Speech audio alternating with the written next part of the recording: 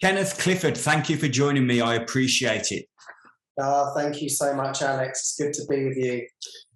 Kenneth, when I put your name in on YouTube after a recommendation through somebody else to speak to you, there's a lot of Course in Miracles content online, and your face shows up a lot. For people who don't know what Course in Miracles is, can you sort of expand on that a little bit? Yeah, sure. Well, A Course in Miracles is a non-dual pathway back to God, really. And it is part of the universal curriculum. It is a way to remember who you are.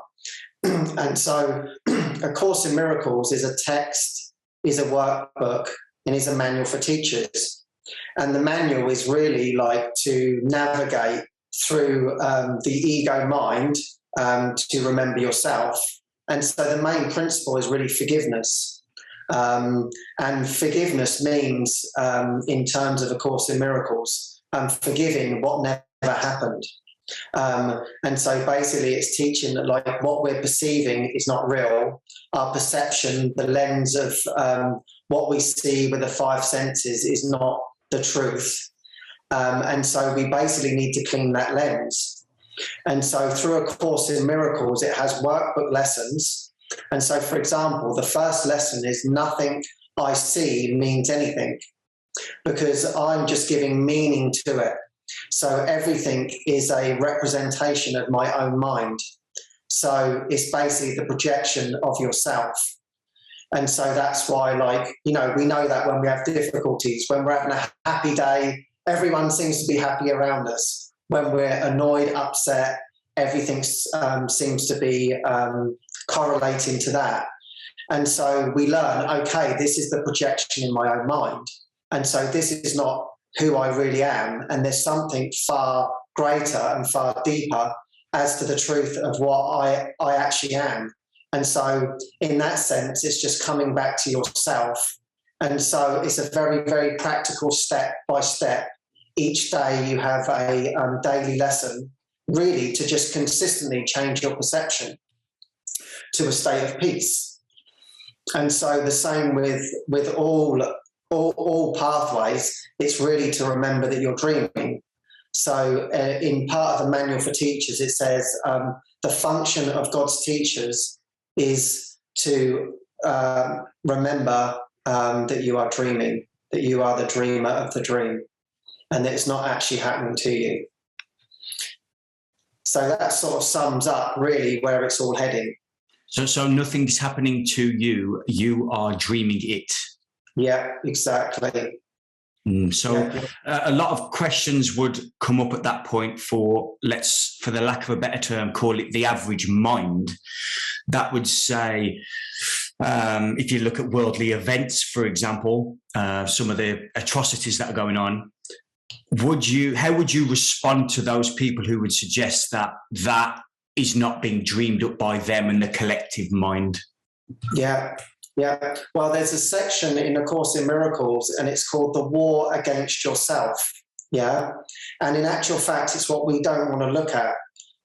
We don't want to look at our disturbances in our mind. So then we project out these disturbances seemingly into the world, and that keeps us actually from knowing ourselves. So, for example, war, sickness, illness, everything is just being completely and utterly projected out.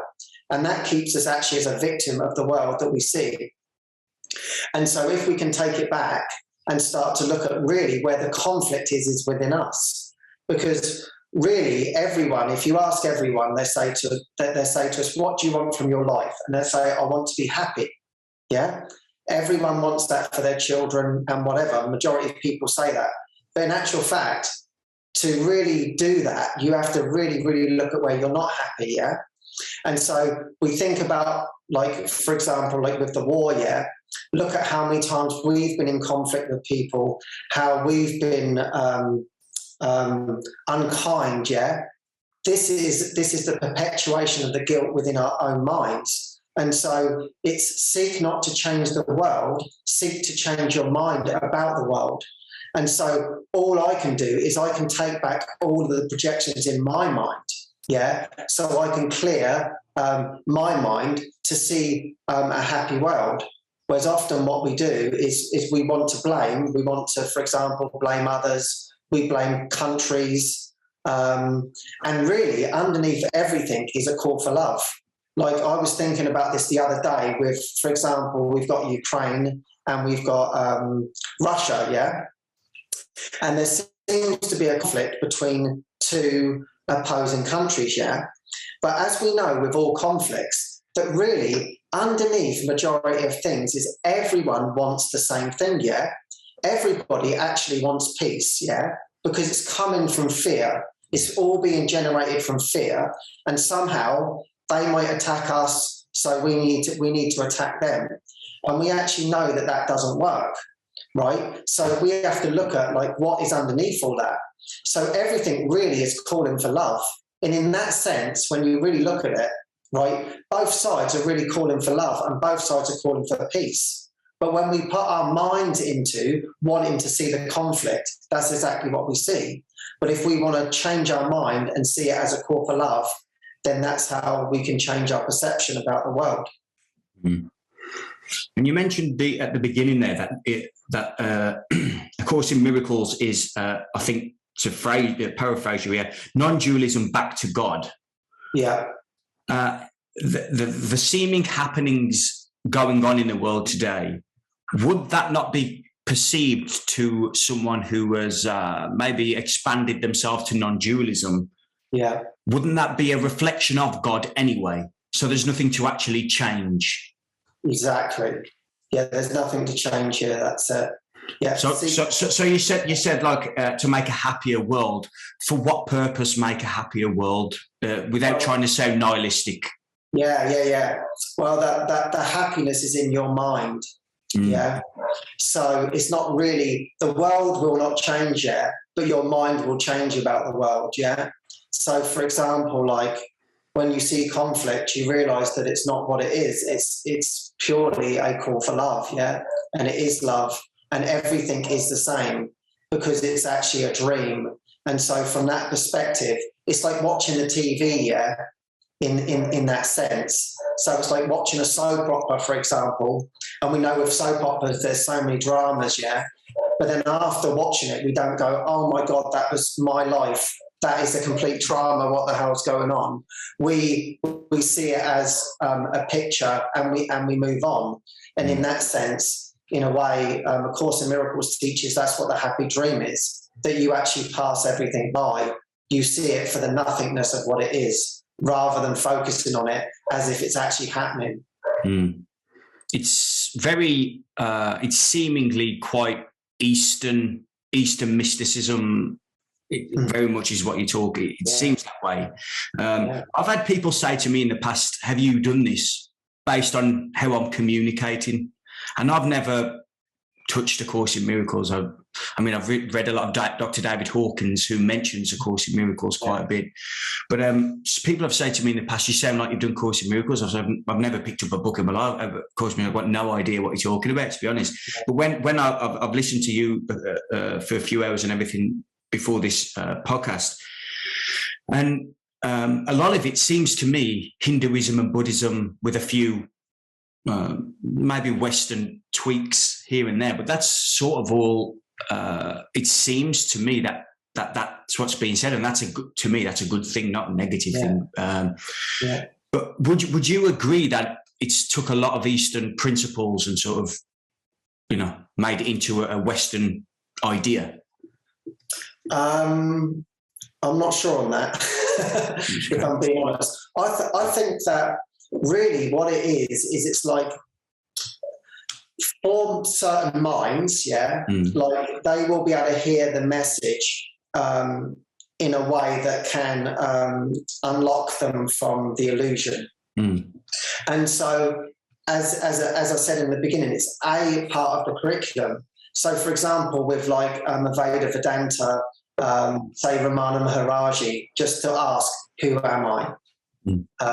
That is it's the self-inquiry, and from that there is that is the practice, and so this is just simply another practice, but of course everything is leading to that one point of self-realization. So it's, in a way, it's just like another pathway up the mountain. And of course, from that, there are going to be similarities, because it's just taking you back to oneness. Yeah. So you said the word truth earlier, Kenneth. Yeah. Very difficult, I appreciate. Can you define that? Pardon? Truth. Can you? Yeah. Yes. Yeah. Can you define truth? Yeah. Truth is oneness. Truth is God. Truth is all encompassing.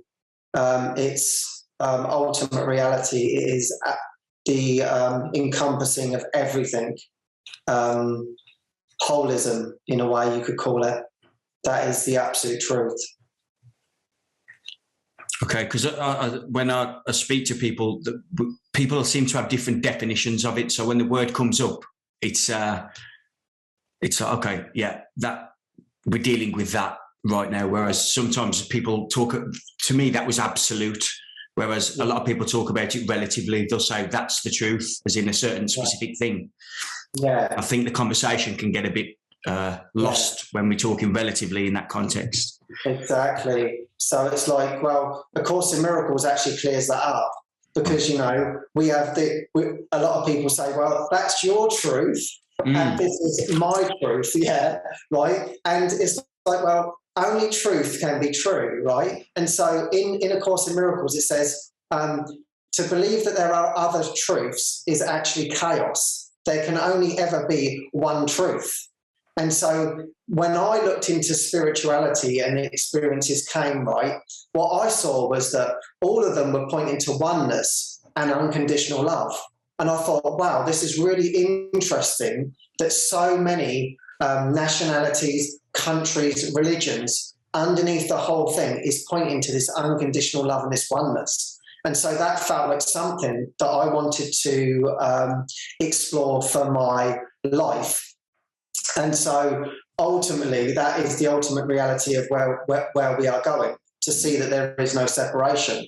Do you know what also comes up in my own mind? So for a bit of context, a lot of the stuff I do here is like a side project for my main work and everything. Mm-hmm. It's my own purification process. So talking for people like yourself and others, they seem to rip apart conditioning, which is what I'm doing it for. It's my own drive towards truth. Right? Yeah. And I can't remember what you said now. You said something. The truth is true. Yeah, only the truth is true. I think it was love. I think that was what you were saying. Unconditional love, yeah. Yeah, unconditional love. Because I think we've also lost that, what that actually means. We've got the Hollywood love again, the relative love, like I love you as a person, I love my dog and blah, blah, blah. Whereas to me, that's something far more encompassing. Yeah. It's like a connection and the between everything. That's what love is to me. Exactly. Would you consider that? Yeah, exactly. Yeah. You know, in A Course in Miracles, it states a very line. It says, love is oneness. Yeah. And as you said, it is all encompassing. And it is completely and utterly one. So it doesn't separate itself off to certain things like what we do in the world, you know. Okay, I love my family, they're high up on the list. I love my friends, they're high up on the list. My work friends, yeah, I like them, yeah. And then everyone else is not so important. But it's like that is then the separation being acted out again. And so the idea is of course, it's like the ego cannot do that. And so it's like, in a way, it's like a prayer. It's like, okay, for me, that's what happened to me, really. It was like a prayer. It was like, wow, they're all talking about this unconditional love. I have absolutely no idea what that even means or how we will achieve that. But it sounds like pretty amazing, really. So why not set my life up to experience this unconditional love for everything and everyone? And so I felt like that is my prayer, and that still is my prayer to this day. What happened in your life? I know it's just a story of the mind and everything, but what happened in your life? Was there like a turning point, or was it a gradual progression? I think there were many turning points. I think it was like hitting rock bottom in a way for me. So it seemed like rejection after rejection. And a sort of final one was having a child and then finding out the child wasn't mine. And then that was just completely destroyed me, really. And then from that point, I just felt this complete darkness inside of me. Like there was like really like nothing to sort of like live for. Like I just felt so empty, so hurt, so much pain. The pain was just like unbearable. And so at that point, it was like, wow, this is my darkest point. And it's really funny, the words that I used, because I was not into anything like this whatsoever. And I thought to myself, wow, this is like got to be the darkest point of my life. I feel so angry. I feel so hurt. Like to move in this darkness would be really, really easy and simple. And something said in my mind, but I love a challenge, yeah? And I thought, well, I've gone to the darkness. What about if I turn around and see if I can find the light? And that was my words. And I wasn't into anything spiritual at the time. And I thought, okay, I'm going to try and find out what this is all about. And then from that, it was almost like I turned around and then I had to face everything head on, which of course I still am doing that. But that was really one of the huge shifts I see that happened. And then slowly from that, experiences started to come, which I couldn't describe. And so, yeah, that came really before the spiritual, really, before spirituality. It was sort of like people talked about it to me and I pushed it away. I didn't believe in it. And then it was literally when I was walking the countryside, and then just the birds just flew from the tree, but it was as if I like locked into them and like I was like flying with them in a way, like there's that experience of being together. And my vision completely changed and I watched the birds fly almost like as if for the very first time. And it was absolutely incredible. And then my mind just went back to normal. And I was like, my goodness, what's just happened to me? And because I was studying psychotherapy at the time, I thought, wow, I really need to look into this because what is this? And then I found out it's like, oh, okay, that's like a mystical experience. And then from that, that's how the exploration began.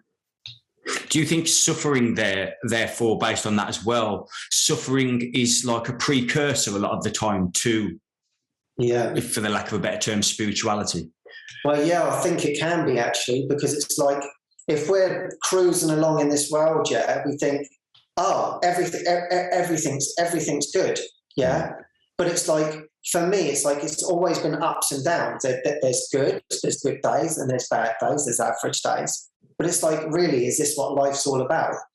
And I guess somewhere in my heart, I was calling for something deeper than that. And then it was like, when that sort of opening happened, that helped for the shift. But I do believe that, yeah, often it comes through that suffering because, like, it's like I'm in despair and now I need a real answer, like the truth in a way. It's like when we really call upon something to be real, like I need to escape from my dilemma, then things start to happen. So it does seem that way, yeah, but it doesn't have to be. I mean, in A Course in Miracles, it's like in a way he says, actually suffering is optional. It is a choice. We are choosing to suffer, and it doesn't have to be that way. So in our awakening journey, yeah, it's like the ego comes along on the awakening journey and says, this is going to be suffering and sacrifice. And The Course in Miracles says this need not be, but it often will be seen as suffering and sacrifice because we're actually addicted to it. You were addicted to the suffering. For sure. I mean, now, like my awareness of it, it's like it's an addiction to guilt, to being guilty. And for example, like with me, like I used to take a lot of drugs and drink.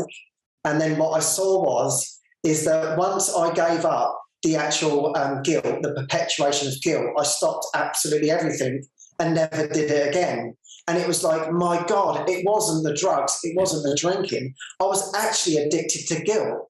And that just like blew my mind apart. Mm. So what would you suggest to people who might be listening to this, who you've triggered something in their mind there?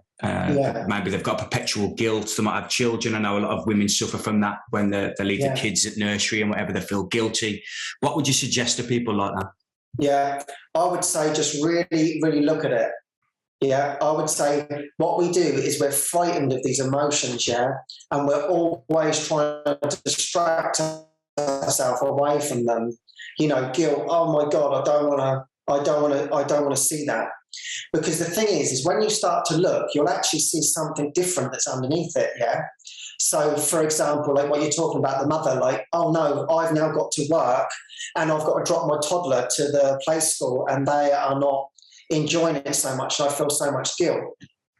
But it's like when you really look inside, like about your guilt, it's often something that's lacking inside of you. Yeah. And it's like really all of the answers are inside of you. So it's like you can just like look on it without judgment. Yeah. That is the key, is just to experience what you're experiencing without judging yourself. And from that, like answers will come, like a deeper intuition, and that will give you more insight. But with the ego just wants to keep it on the surface and be, you're a guilty mother, you're doing something wrong, you haven't got enough money, so you've got to work so hard to do this, and now your kid is suffering, and it just keeps perpetuating the story. But it's like when you really, really look in a way with the spirit, with the true self, we can call it, when we really, really look at what's happening and we say, please give me a new interpretation of this. Yeah, let me see this for what it truly is. Then answers will come, and equally it will dissipate. And so really, also a part of that is, it's like, okay, I'm addicted to this guilt, I need to see it. But then really it's like, well, what is the antidote? And it's like what we talked about, unconditional love, peace, for example. It's like, wow, I really want to be at peace with this, and I really want to see this is for the greater good. Yeah, it's profound, and I think that it's not just guilt, is it? It's anger and frustration and apathy and all these other feelings. Are you aware of Dr. David Hawkins? I talk about him quite a bit. Yeah, I am aware of him, but I don't know much about his teachings. Okay, well, he just mentioned A Course in Miracles quite a bit. He created the map of consciousness, or adapted it from 0 to 1,000, and there's different levels, and he talks about the levels below 200, which is courage, which is sort of the step into positive states, if you like, and then below 200 is negative states, and you have guilt, apathy, all these different desire, and all these different things, and pride. So what you're saying there, he also wrote a book called Letting Go, which is just surrendering all these things, feeling them as intensely as you can, being aware of them, and just put, as you say, just stop judging them, let them be there, and then over a matter of time, it seems to, well, dissipate, I think.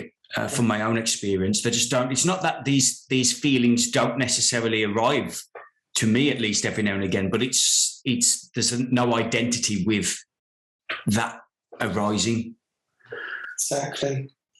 You said you were a psychotherapist. Do you think that has played a role in anything in your life in terms of what you're doing now? For sure. I think it really helped me look at my mind. Yeah. So as I said, when I was in my darkest moments, I ended up getting a therapist, and I really loved it, and it really, really helped me to express how I was truly feeling, because I was shut down in a way. I would say I was desensitized, I was traumatized, I was severely anxious. I couldn't. I found it very hard to meet new people without being anxious and basically frightened, but putting on a mask as if I was good. And so from that was basically the starting of the dislodging of that.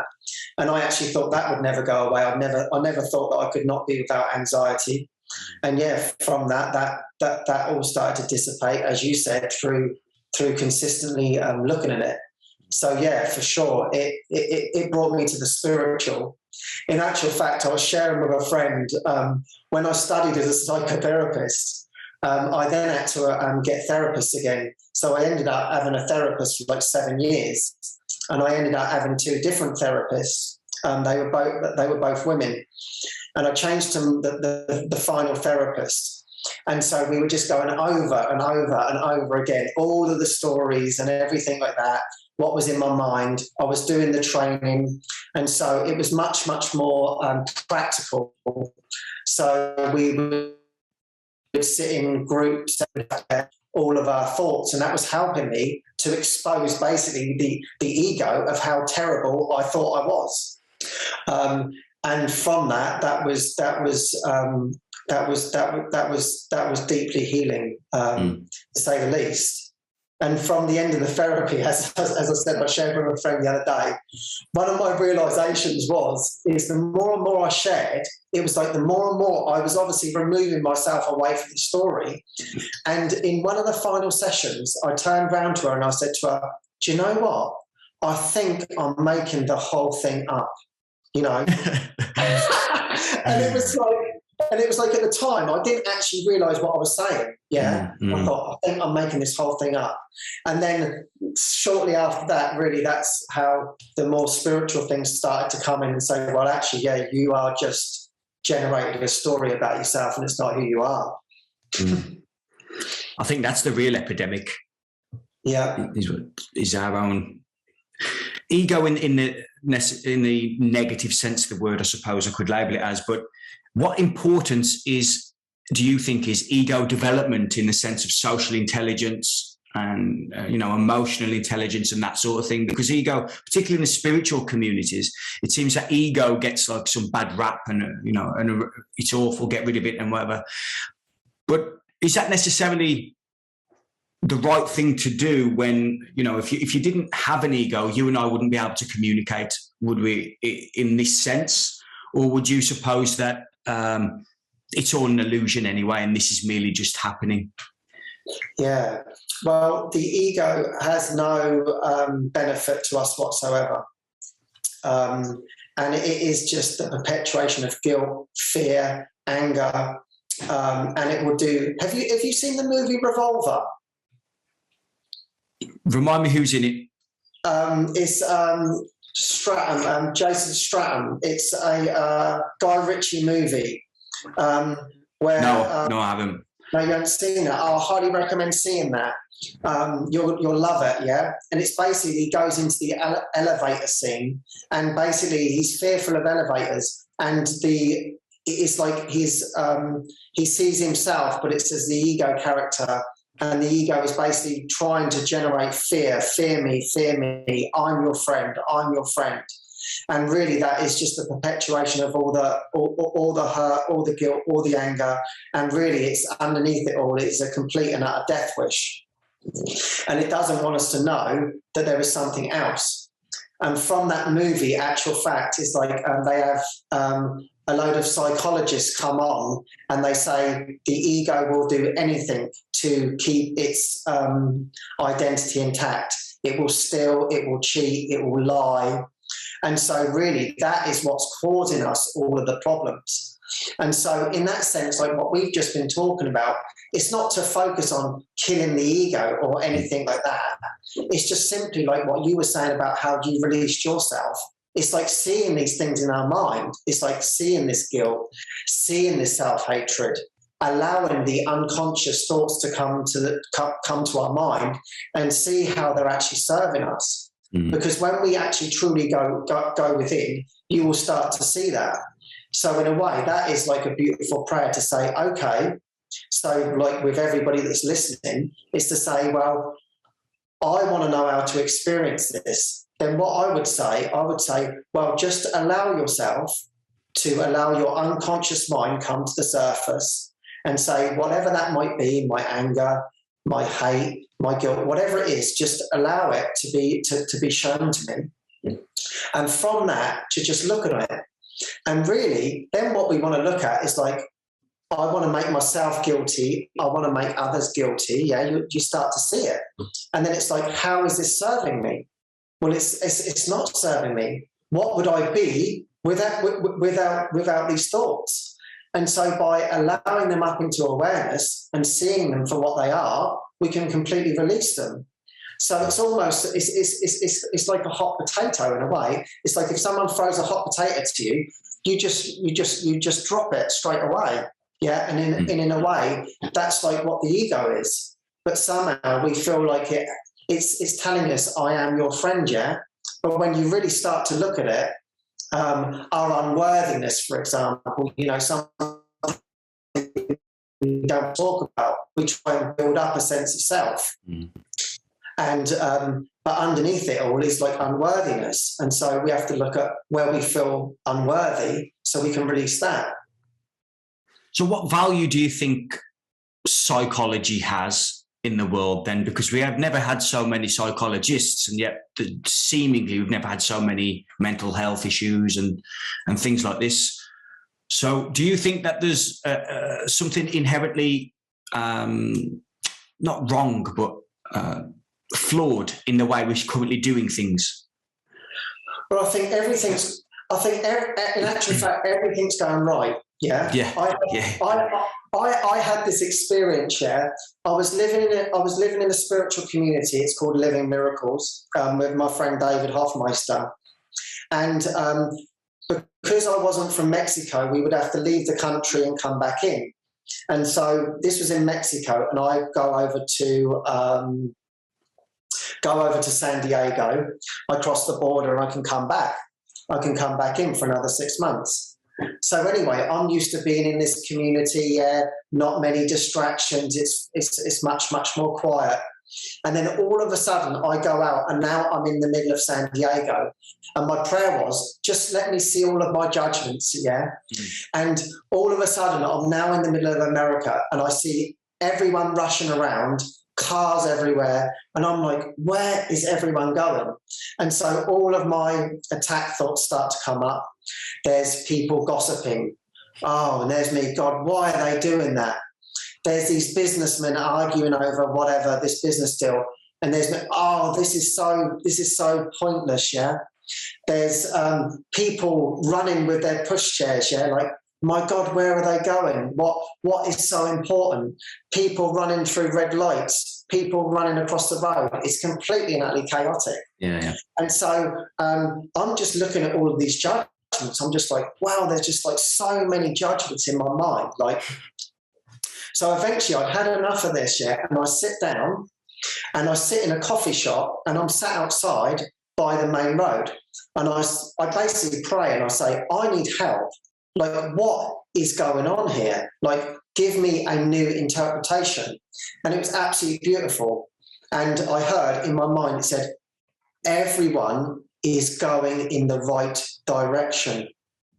And I was just like, oh my God, no, they need to get through that red light. No, that seeming gossiping needs to happen. It needs to be exposed. Everyone is doing their best. Everything is working together for good. And so the same as like with everything can be used for the ego, but equally everything can be used for the spirit. And it's like there's the ego is calling us to death, but equally there's the part of us that's wanting the truth. And so if we really keep looking for that, for example, what you're talking about with psychotherapy, that was an inroad for me to get in touch with my emotions, because I was completely desensitized. And from that, then my mind was able to expand into a deepening of myself. And so everyone really has their own curriculum. Like we know that through like sports people who say, I'm running and I'm in the flow and I've completely lost sense of myself, and I'm not running, but the running is doing it all by itself. And it's like, oh my God, that's incredible. But they wouldn't say that was a spiritual experience. And yet we would say, well, that would be spiritual. Or, for example, like people will just all of a sudden write, so many things will just like come through them in a way like a channel. And then the person says, wow, I never wrote it. I have no idea where these words come from. And so it's like, for all of us, there's like an individual way. It might be dancing, for example. You know, we notice that when you watch two people dance together, incredibly, you just watch it. I just love seeing that. And I'm just like, wow, they are just moving completely as like one body. And it's just like so beautiful. So all of us, seemingly, while we find ourselves here, have this expression that wants to come through us. And that expression is actually joy, peace, and love. And really, we've just forgotten that that is what we are. And so it's like a good prayer would be, okay, show me what is for my greater good. Show me what's for my greater good. I don't know. And then slowly from that, the journey will start to unravel itself for your greater good. But often when we're following the ego, it's always my life's a misery, my life's terrible. And then you're going to get the reflection of that. But from this, it's like, okay, what is for my greater good? Show me what it is so I can release myself from the misery that I made. Yeah. Yes, very well said. And it's a good story, a good allegory as well for other people, I think, who can I say to people quite often, it's like, have you ever known anything go wrong with time? Like, if you just give everything a matter of time, everything works out all the time. Exactly. And there's very few people I consider who can actually get that at the time. But then in hindsight, it's like, you know what? Yeah, that the worst of times was always the best of times. Yeah. When you actually look back at them. But it's very difficult in that moment to notice when you're in the midst of chaos. That's such a benefit to the individual. But have you done psychedelics, Kenneth? Yeah, I've done psychedelics. Yeah. Have you done? Because you mentioned something triggered I've done ayahuasca a few times. Something triggered my ayahuasca experience there when you said, like, when you were sitting in the cafe, and what come to you was something like everyone is going in the right direction. I've had that experience countless times, to be fair, that like a pattern that was going on in my mind on ayahuasca. So I know exactly what that feels like and the overwhelm that comes with it, that there isn't a hair out of place in the entire cosmos.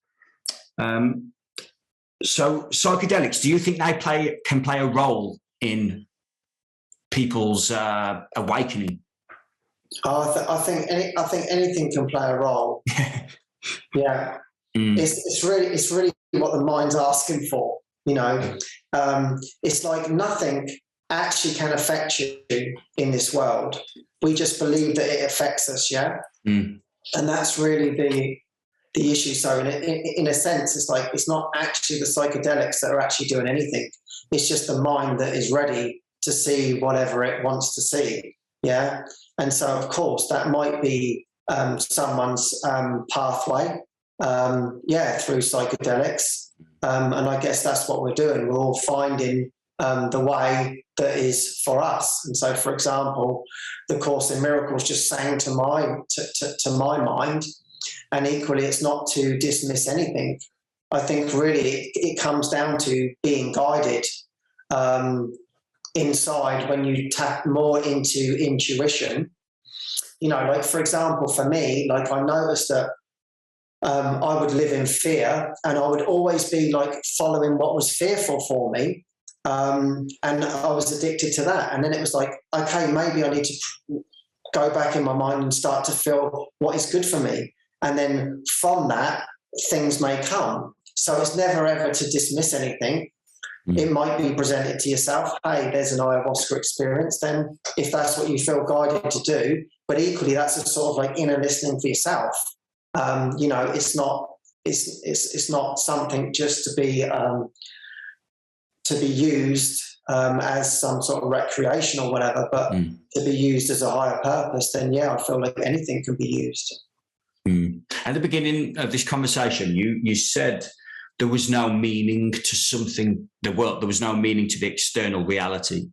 So I'm going to take from that you perceive external reality itself to be completely meaningless because you've dreamed it up.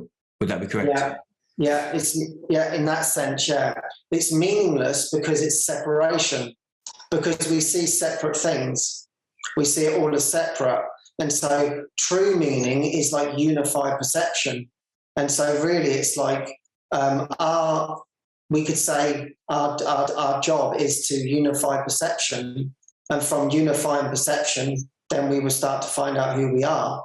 But all the time we're seeing things as separate and outside of ourselves. That's actually where we live in hell. In our own mind. Yeah. Because if we saw each other together, there would be no conflict, would there?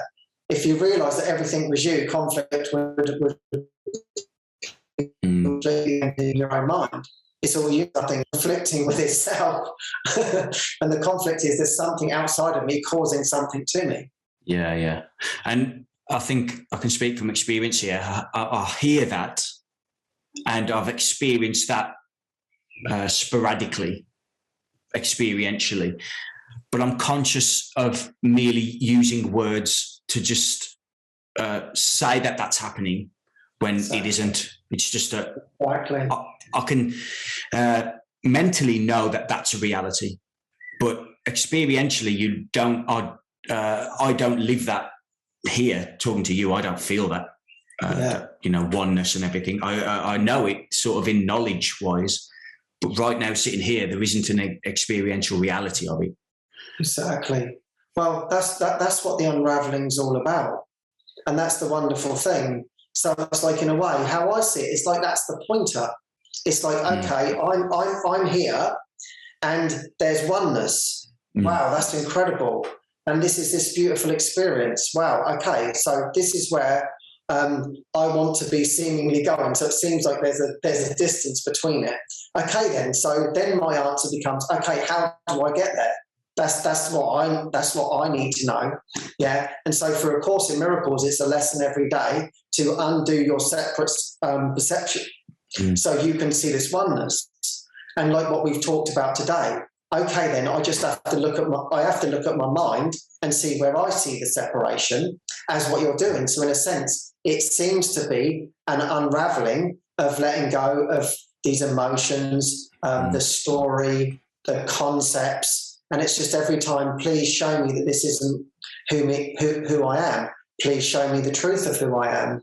And so from the desire, in a way, really it all comes down to desire. And so right now, you and I can just join in that and say, I join you completely in that. In fact, it's like, that's what I want. That is my deepest desire, to be in that constancy of oneness that is promised. And so whatever it's going to take, I open myself up to experience that. Do you think that as a concept can get in the way of the experience? I think for me, well, it can be if you just see it as an intellectual idea. But then, as you were saying, like, you want an experience. So all the time for me, it's like, show me the experience, show me what it is. And as you know, through going on this journey, every day there be some sort of blocks that come up in our mind, and then it's like, okay, here's my answer to let this go. Yeah. So it's like, it's not rocket science in that sense, It's like every day is our curriculum, and every day is a possibility whereby we might be able to break free and see this oneness. So it's like, then every day becomes a blessing for that. So that's how I want to see each day. Today is a day whereby I will remember myself. But I want that as a direct experience, not as something that I've read. Yeah, that's well put. Very well put. Also, trauma, we mentioned suffering earlier, but trauma, do you perceive that to be purely a mental thing, or do you think that could be somatic and that needs to leave the body? Yeah, it's purely mental.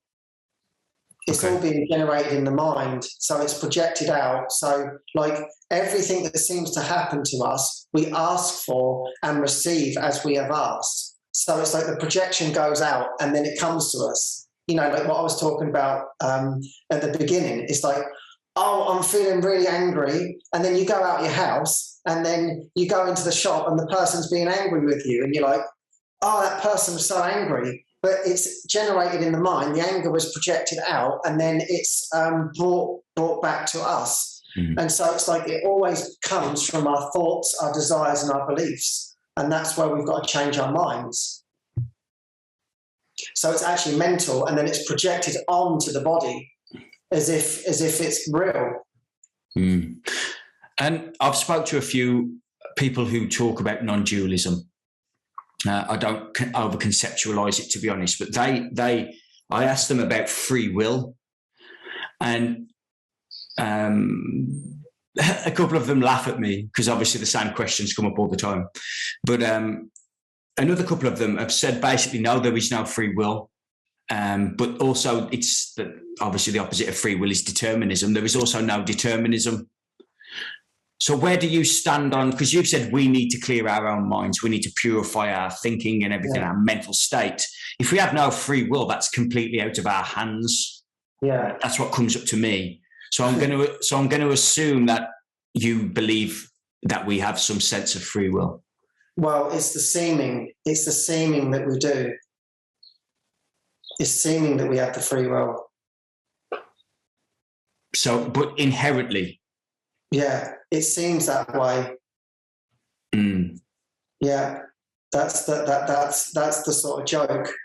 It's like everything is waiting for us, and we're playing small, basically, and we're pretending that we have these issues and these problems, and they're not actually real.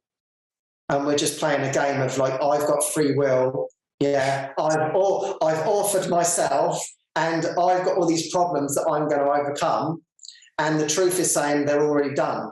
Like there's nothing out. As you said, you had the experience of there's nothing out of place. And it's like there's actually nothing out of place, but I'm pretending that I've got free will, and I'm pretending that I'm on a journey unraveling. And that's the absolute cosmic joke, that I believe that to be real. And so, but we have to work with where we're at, don't we? That's the whole point. We can't just then deny that. I can't say, okay, I'm just going to deny all this isn't happening, right? I have to say, okay, this is where I believe myself to be. And then each day it seems to be an unraveling until my desire is actually high enough for the truth. But right now, it's like there's something obviously in the mind that is saying, no, stay in this illusion of yourself rather than wanting to see the truth. So in some respects, it's just strengthening our desire for this oneness. Yeah, it's a good point. Your work life, making a living in the world, do you like, when you had your, let's call it an awakening, I don't know what to call it, did you stop doing what you were doing? Or did you just change the way you were doing what you were doing? Yeah. So basically what happened was I had this experience of the unconditional love just emanating, and it was just absolutely incredible. That the prayer had been answered, and I was like, wow, I am handing my life over completely to this. Like, I need to share this with the world. Oh my goodness me, everybody needs to experience that. And I kind of didn't realise what I was getting myself in for. At the time I was like, oh my God, I've made it. I'm free. I'm free. I thought I was free. I was like, I'm free. And so in that moment, I handed over my life to God, and I said, God, I am yours. I will do whatever it takes for you. And he said, very, very good. Now the real work begins. Yeah. Right? And so, as you said, I had a psychotherapy business. That all slowly started to go. I had a house that went, all of my finances, and I ended up joining David Hawkins in his community. Completely and utterly let go of all worldly things. Had no job, had no income. And now that's literally what's happening to me now. And so 5 months ago, I was in the community. I'm still in the community, but I was there, living there for 5 years. And then David said to me, he said, it's time now to go out and to share the teachings and to live in divine providence. So this was 5 months ago, he shared this with me. And of course, as I was talking to him, it sounded like a brilliant idea. It was like, oh my God, this is incredible. Yeah, he said, yeah, everything will be provided for. You will be taken care of. Yeah, and like God will show you the way. Okay, wonderful. As soon as the conversation ended, I thought, oh my God, what have I signed up for?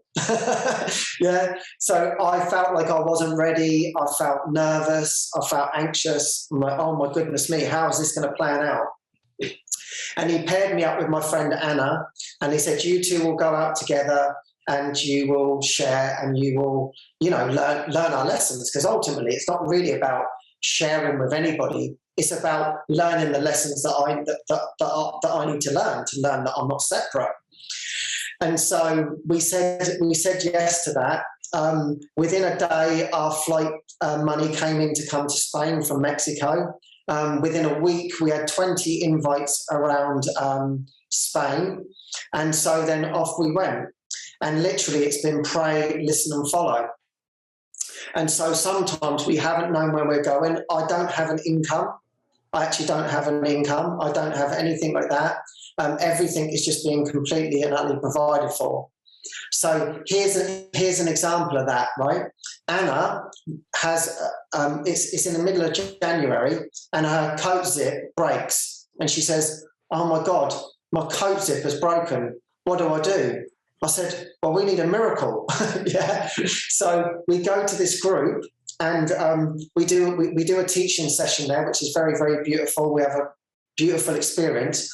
Right at the end of the session, the woman who is in the room, whose house it is, goes walking out the back, comes walking through and says, I don't know why I'm doing this, but I have this coat and I was taking it to the charity shop tomorrow and I wondered if you wanted it, Anna. And we're like, it's a miracle. And it's like just showing that like everything completely and utterly provided for.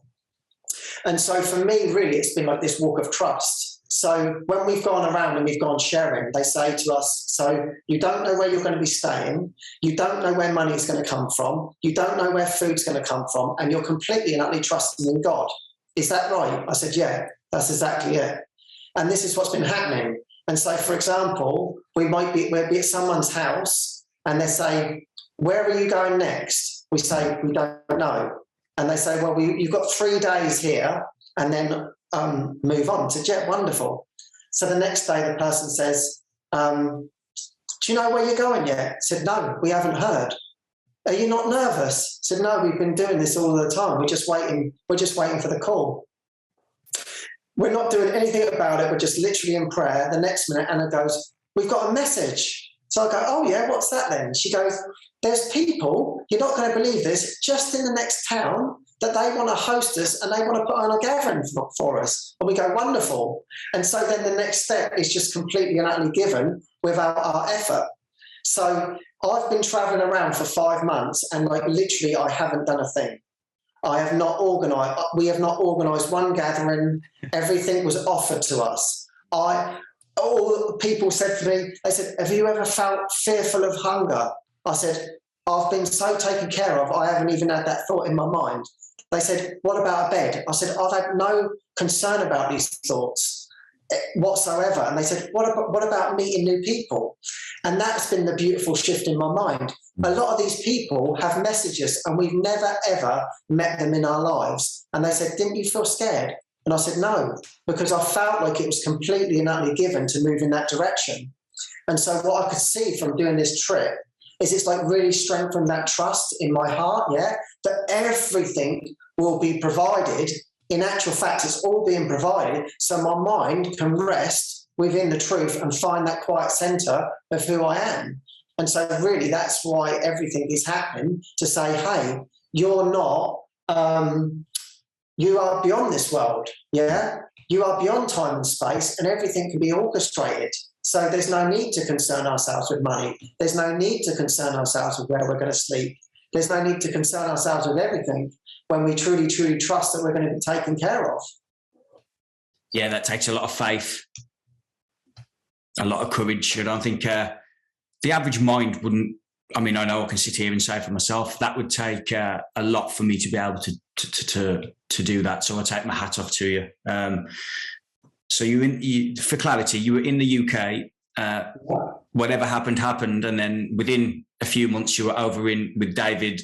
Yeah. And then everything's just took care of itself over the last 5 months. You've been traveling Spain for 5 months and you have not organised anything. You have. Wow. Not one thing. It's like following the breadcrumbs, yeah? It's like you go to a house, everyone says, hey, you can come and stay with us. Hey, I know these people, they might put on a gathering. I said, wonderful. Then they speak to the people ring us. So everything has happened like that.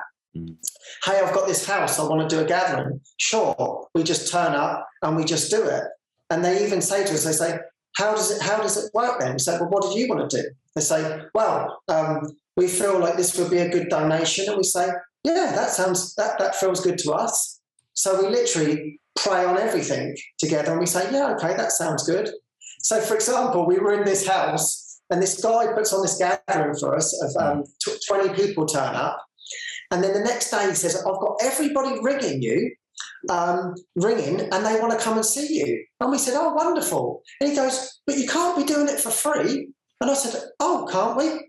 And he says, no. He goes, so what I'm going to do, I'm going to organise it all for you. And I'm going to tell everybody that they need to give you a donation for all the one-on-ones. And I will tell them the times when you're available and that they can come. Would you like that? I said, okay, then, very good. And so in that sense, we weren't the ones saying, we will do one-on-ones, we will do this. It's just being presented to us and we say, okay then, yeah, we will do that. We even turned down gatherings. So for example, we did ones and our time was getting so booked up and this person said, I can only get 35 people in the room. I've got another 30 people. Can you come on Tuesday? And we said, we could have actually done it, but it was just like cramming everything in. And it was like, no, we can't do it. Yeah. So in a way, it's like we're not trying to make anything in the world. So someone said to me, when I very first got here, they said to me, so are you trying to be a Course in Miracles are you trying to establish yourself as a Course in Miracles teacher in Spain? And I said, there's nothing here to establish. I said, all we're doing is we're just listening and following in the moment, and wherever we're led that's where we're going to be led. But as far as trying to establish something, that's not really a question in my mind. And so it's like, wow, this is completely and utterly outside the box. That in that sense, I'm not trying to make something of myself. Admittedly, of course, those ideas will come up, pride comes up, and all of those things, and that's my job to consistently clear that from my mind. I mean, even this came on having the interview with you. I almost didn't do it actually because I got the message from you, and I looked at your website and I looked at everything you're doing, and I thought, wow, that's incredible.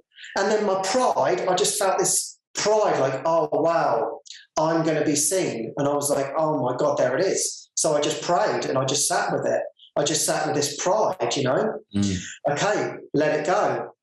And then it was like, okay, do I feel inspired? And it was like, no, it felt like it was coming from inspiration, and rather than this bolstering up some sort of ego. So I'm actually grateful that I went through that. So thank you, Alex, for that healing and showing me where I was still holding on to pride.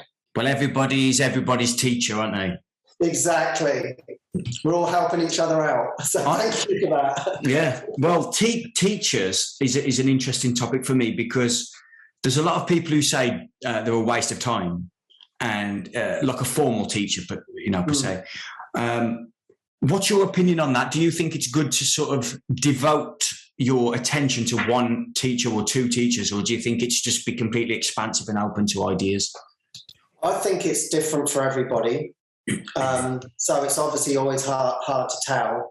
But I think really when you look at it, spirituality, the depth of it, like every pathway, every authentic pathway will lead you to yourself, yeah? And what I've found is by mixing pathways, it gets very, very confusing for me, yeah? Because like they all have their different nuances, even including in non-duality, yeah? Like Course in Miracles is a little bit of different in Aveda Vedanta and Zen and whatever. There's all sort of different languages and stuff. And for me, I just like things to be simple. And so that's why I like the Course in Miracles, because it's just one book. And it's like, brilliant. I've just got one book to focus on. I've just got one teaching. And this is what I feel sings to my heart. So in that sense, for me, I would encourage people to, yes, first of all, go and explore all the different teachings and whatever, find out what resonates with you, and then go deeply into those teachings. And don't try and mix them, because then the ego is always going to find comparisons. This is different, and this is this, and this is that, and then that becomes confusing. Whereas if you stay in one direction, that will lead you home. I think it's important as well, what you said earlier. Everything's trying to lead you back to the same place. And I do struggle with that a little bit myself. I'm an avid reader and consumer of information. And if a Zen teaching said this and a Vedanta teaching said this, and they were just slightly off, my mind then tries to conceptualize everything. It tries to pick apart everything. And that isn't serving either of them or me. No, exactly. It's a complete waste of time. Exactly. Yeah. So I talk to... I have a bit of fun with them, to be honest. I've got some Christian friends, and I pick at them and everything. I have a good banter with them, and it's fascinating to see how they all read these certain passages, and they all see them completely differently. And I look at them symbolically, and these guys are reading them as if it's real, you know. And I'm going, my judgment is, you're barking mad believing that happened. Whereas that's a judgment call from me. Whereas they're going, you're barking mad believing that this is a story of the stars and whatever. And I'm thinking, oh God, you know, and we pick fun at each other, which is all in good fun. But I think that was the reason I brought that up, is because you mentioned teachers. I was going to bring up books. Other than A Course in Miracles, is there any books that have sort of changed the direction of your life? Oh, many books. I'd say Autobiography of a Yogi, Paramahansa Yogananda, was actually how I got into A Course in Miracles. Without that book, I wouldn't have found A Course in Miracles. So, because he talked about God in there, and when I got into spirituality, I was pushing away God big time. I did not like that word at all. And then Autobiography of a Yogi was turning up in my life.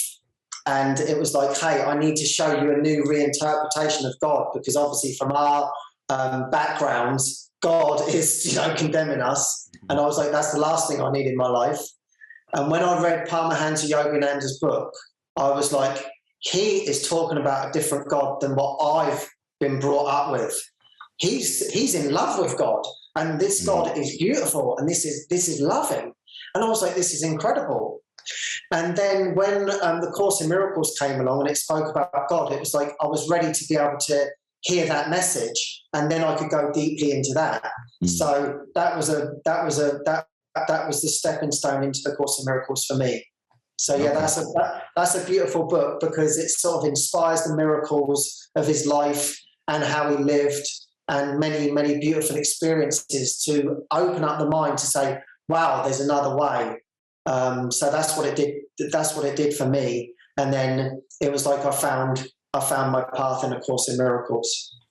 Yeah. Yeah. I tend to find that one thing always leads to the other. And Absolutely. With books, I read the end and it'll suggest suggested books or something. Then I'll buy a couple of those and get into those, and it'll lead me down this path. But we've been on this call about an hour now, Kenneth. Have you got any more time, or are we done? Well, do you have time? I've got all the time in the world. Okay. Let's go then. Let's just see where we end up then. Yeah. Right. So let's talk about. It seems to me that what you're saying here with the Course in Miracles stuff, it's radically subjective. Everything's to do with the mind and how that's perceiving reality, rather than an objective world out there that is there, if you like. That would, to me, bring up the idea of, let me write them down because I'll forget them. Morality, is there such a thing? And the good and evil because who is deciding what is good and what is evil? And then the science, we'll talk about that later. So let's start with morality. Is there such thing to you as an objective sense of morality? Well, what I would say is really, I like to keep everything simple. Like, my mind is very, very simple. That's good. And so I'm like, okay, how do I deal with this, right?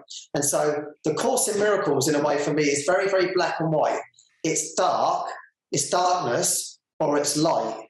It's ego, or it's spirit, yeah? And so for me, it's like, okay then, right? Really, it's like, all I have to do is focus on the spirit, the truth of what I am, yeah? And so for me, in that sense, it's like morals, it's like my behaviors will come from the thoughts. The thoughts will come first, and then I will act out who I am from that. So in that sense, it depends on what master you're following. So I don't know whether you've heard, it's a Native American story, and I love it. And it says, the grandfather takes out the daughter, and they go walking. And he says, one day, he said, the tribe will be all of yours. And he says, but there's one thing I've got to tell you. He said, there is a war going on within inside of yourself. And he said, there are two wolves.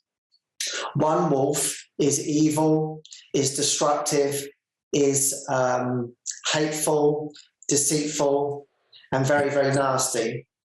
And there's another wolf inside of you that is loving, caring, and kind, and wants only what is good, yeah? And so the granddaughter turns around and says, so who wins the war then, Granddad? And he says, it depends on which wolf you feed.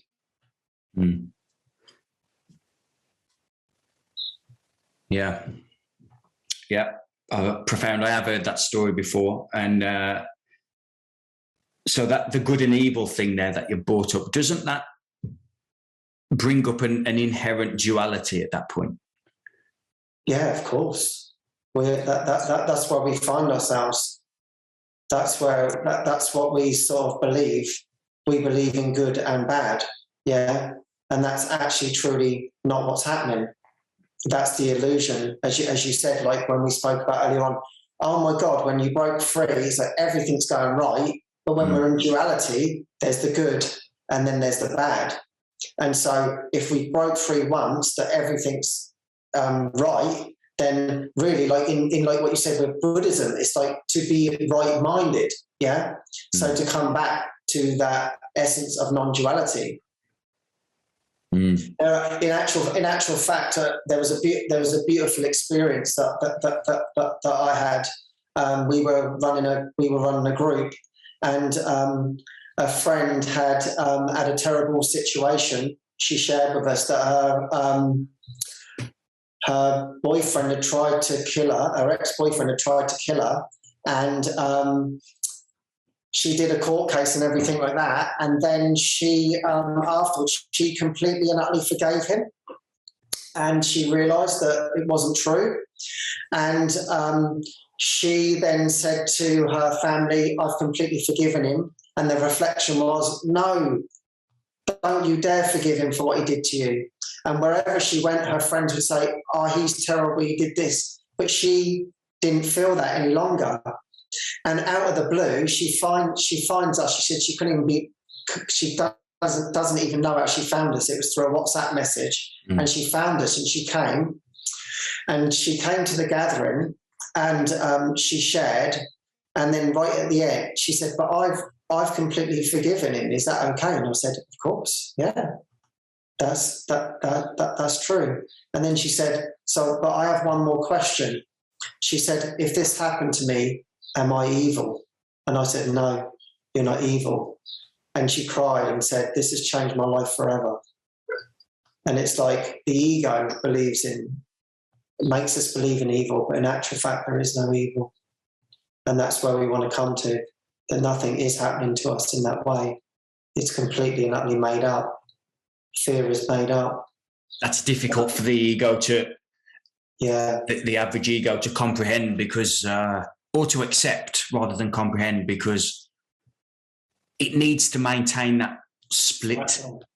So I hear people all the time. I don't know if you know a guy called Mark Passio, but there's a lot of guys who listen to him, and he talks a lot about, he actually talks about the Course in Miracles as being, I can't remember the phrase, but basically some satanic thing. This guy talks about it as, and says that it's a complete inversion of truth, like. And I'm thinking, well, the people who have ever gone through A Course in Miracles have always been very, very benign, very nice and loving and open and talkative and whatever. Yet the people who sort of go through what this guy talks about and preaches this philosophy are always very angry at the world and trying to fix everything and always uptight. And I'm thinking, well, reality is showing me something here that it makes no sense in like, because obviously I consume these things, and I'm thinking, yeah, that guy is saying some things I understand, but looking at how angry the people are who listen to that, and then looking how like mellow these people are and how more at peace, probably is a better way to put it, these people are, it makes no sense to look at and listen to that when that's going on. Does that make sense? Yeah. So yeah. I mean, I don't know where that actually come from based on what you said, to be honest. Yeah. But yeah, please carry on. Yeah. Well, I think it's always just looking at our thoughts around that, because if we're seeing hate and we're just seeing anger outwardly, it's still in our own minds, and that's where we can forgive that and we can let that go. Mm. And one of my favourite teachings from A Course in Miracles is right at the back of the text. And he says about letting go of the body, and he says a simple way of doing that is to want to see the good in everyone. And so that is the key, that whenever you're in relation to someone, to see past the error, to see the good, to see the light in one another, to always consistently see that. And whatever is not that is for my healing. So in that sense, with this guy, it's not really his healing, it's really my healing, So if I'm seeing conflict, the conflict is in my own mind, and that's the only place where I can actually heal it. And so I can release that, and then my intention is always to want to see the good within the other. And by wanting to see the good in the other, I will see the good in myself. Yeah, and you can't really, there's not really a debate around that can be had, because it's always back to, it's your own mind. Yeah, exactly. Yeah. Yeah, and let's talk a little bit about the scientific world. They've tried to find matter and objective reality, and they're still struggling to do it. They can't prove it in any way. Yeah. What are your thoughts on, I know that it's a bit of a, in a sense, meaningless topic, really, but what do you think about the scientific world right now? Materialist science, if you like, because that they sort of are the complete opposite, I think, to what you're saying. We're dreaming this up. Yeah. Well, for me, for me, it was like when I followed science, which was a long, long time ago. I don't actually longer, but for me, it was that it's always changing. The bar's always changing. Yeah. No, we believe this now. No, we believe that. No, we believe this. And it was like, God, this is really confusing. Like, okay, we've got something concrete now. Okay, it's not concrete. Okay, we've got something concrete. It's not concrete. And from that actual fact, I'm grateful for that, because then I was like, but what is true, And so for me, it's like it actually helped me to find this. So in that sense, I am grateful for that. And for me, I'm always just looking at what's going to expand the mind, really. What is going to create a shift. So we have like quantum physics now, don't we? Which says, there's the quantum field. Rumi said, "There's a field. I will meet you there." Many mystics, poets have talked about this. this field of unconditional love, and that's incredible, yeah. Mm-hmm. And so that's been a beautiful pointer to be like, wow, like What the Bleep Do We Know movie. I don't know if you've seen that. Yeah. There's been so many from that, from those what are they called? Scientists have made incredible discoveries that there is something far greater going on, but it can't be described. I mean, even Einstein did. Even Einstein did the same thing. He wrote papers, didn't he? And he said there's the world's not ready for this, but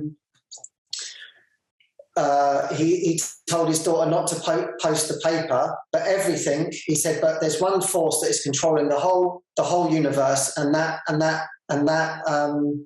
force is love. You know, so like he was saying it. So in that way, it is like a good pointer. I think where there may be an issue with it, science in particular, is you know, like things like depression and things like that, and anxiety and everything.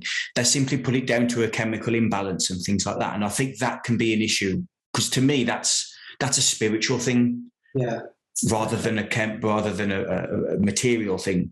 Exactly. Yeah, exactly. So that's where I sort of, with the sciences, that's why I don't take an issue. I don't care that much about it, to be honest. But when I know people who have so-called mental health issues and everything, and that the doctors will just say, you take this. And I'm just thinking that's probably not the most effective and beneficial way of dealing with these issues, is to just simply numb it all out. Yeah. Because we do that anyway, don't we? Exactly. We don't need pills. Yeah. Yeah, we need to see it for what it is. Kenneth, thank you for your time, mate. My pleasure. I enjoyed speaking to you. So great to meet you. Thank you so much for your time. It's been a true pleasure to talk with you. Thank you for everything you're doing. Yeah, a pleasure to have you on. I'll in a few months' time, if you're willing, and you're still travelling with no money and no plans, you're more than welcome to come back on. Oh, I'd love to come back on, Alex. Yeah, great to meet you. Yes, can people find you anywhere, YouTube or anything, if they want to look more into what you do? Yeah, if you look up in Living Miracles Worldwide on YouTube, you can find me on there. We're on Facebook. It's called La Luz en Ti. It's Spanish. Maybe I can send you the details. Yeah, please do. Would that be better? I'll send you all the details, and then it can go in the link or something. Cool, that's fine. Kenneth, thank you for your time, man. I appreciate it. Oh, thank you so much, Alex. Bye for now. Thank you. Bye-bye.